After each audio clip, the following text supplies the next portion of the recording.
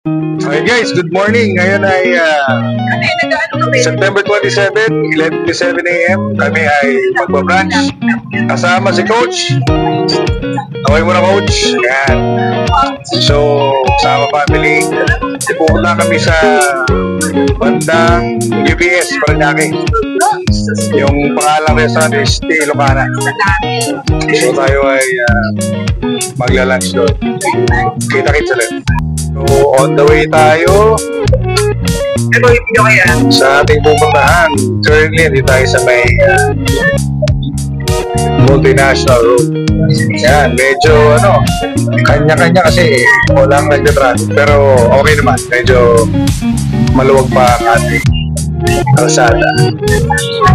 Saka ang ganda ng panahon. Ganda ang panahon ngayon. So yun, tuloy-tuloy lang. Update ko kayo dito.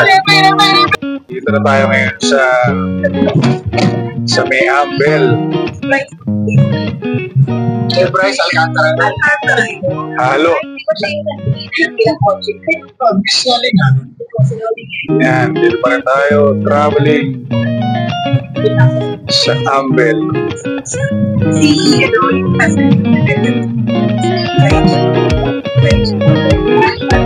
Ayun o. Sarap ng kain nila doon.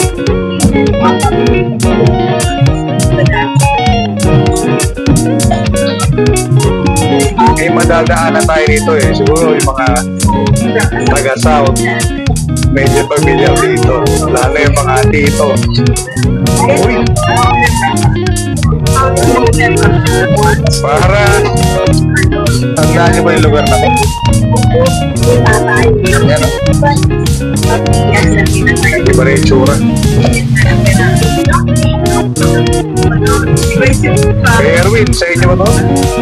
Shoutout sa Tagonan family nga pala. Sa Sukat Road.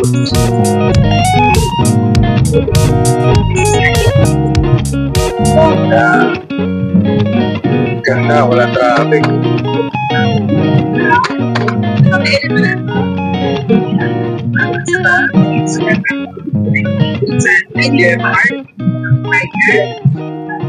Dito pa tayo sa Sukat Road. Medyo nag-traffic malapit dito sa may water park. Kasi intersection yan. So guys, pupunta tayo sa Ilocana. Hindi pa namin napuntahan to. Sabi sa Google Maps, taas daw yung review. May kalay ko sa siya. Sana hindi kami mag-disappoint.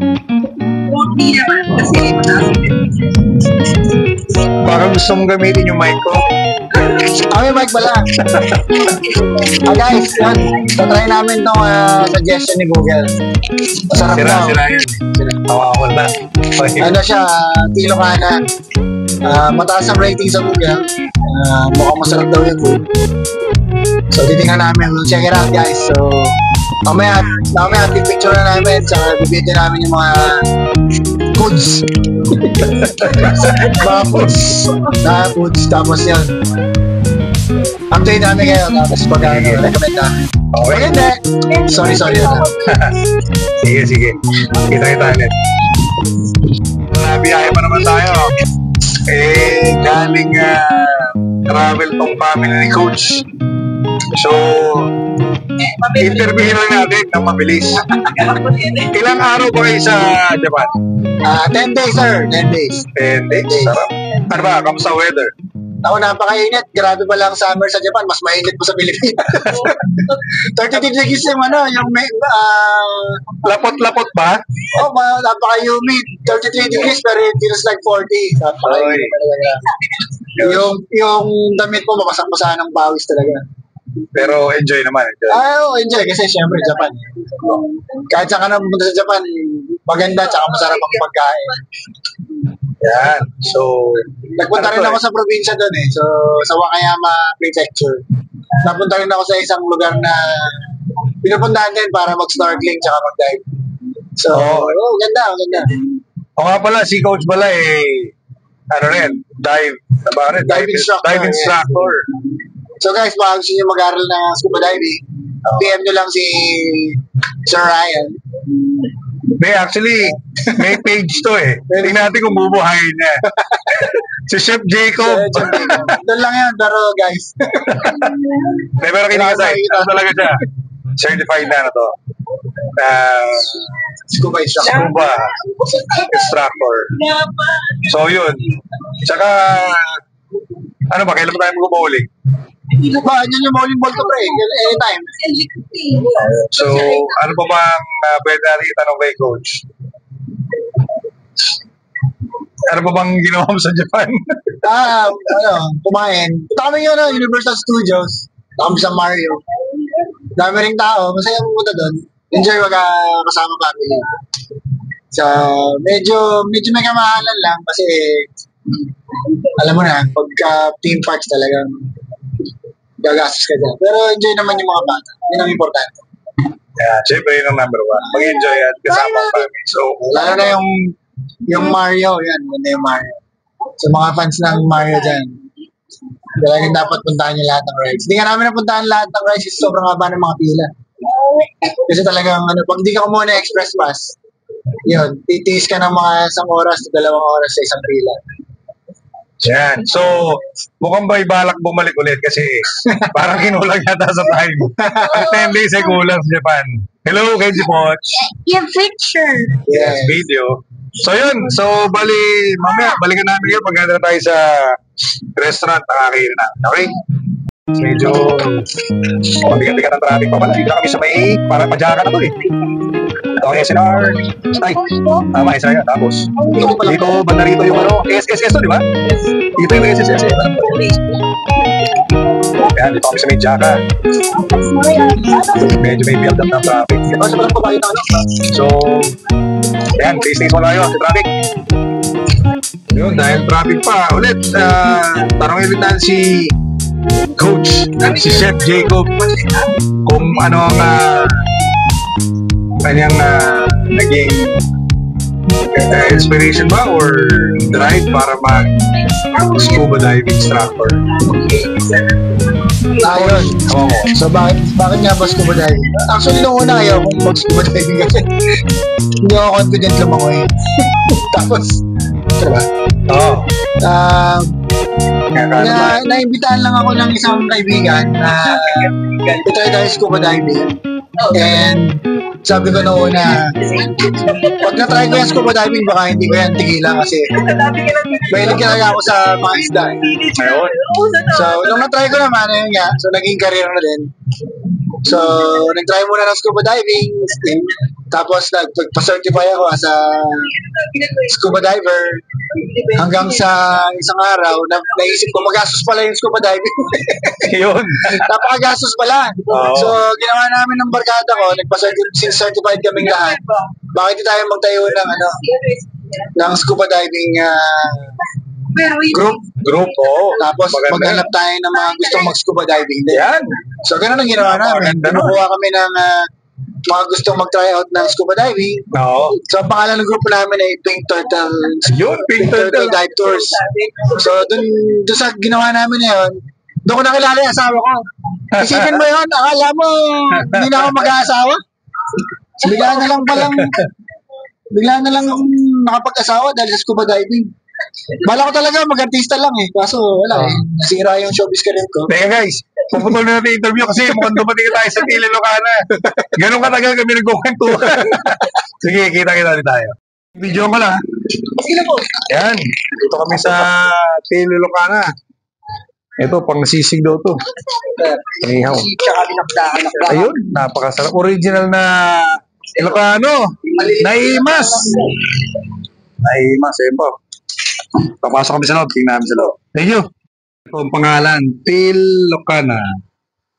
Siya si Til Locana. Entrance is yun. So, pasok tayo guys. Ayan, ito ang menu ng Til Locana. Order natin. Yes.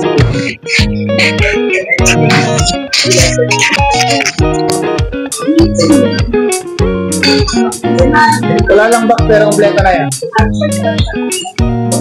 Wala lang box. Makapalang kanilang menu. Yung nasa labas niya pang mga ano yata yan, yung mga pangbilakdakan, bagnet. Nakakaya ba sila? Wow, dami sarap. Bakit hindi kayo kumakain ng baboy? Ay, di ba kapag? Ano masarap nila kahit pa dami?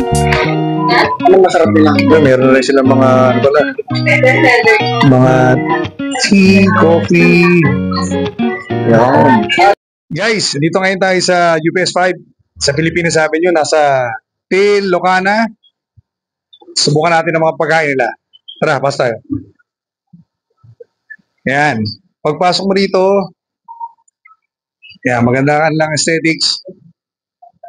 Maliit lang yung place, pero mukhang yan, malinis at malamig. Ayos, tara. Basta dito. Ito ang map of the North. Kita mo yan?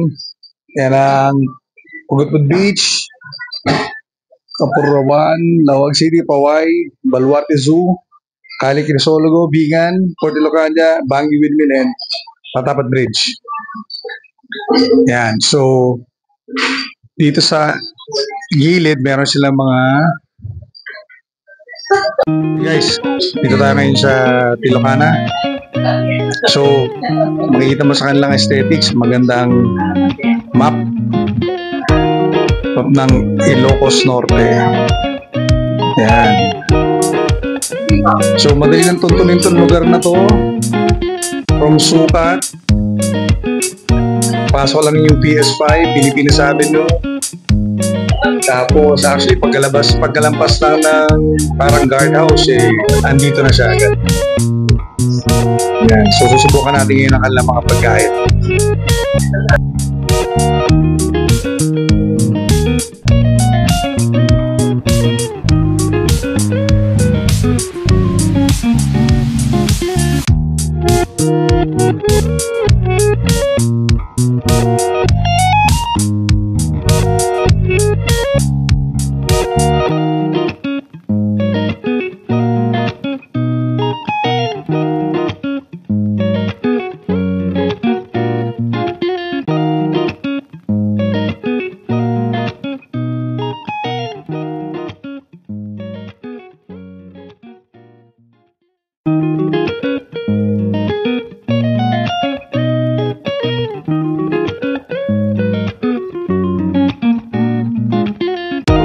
Lahat ng pagkain masarap.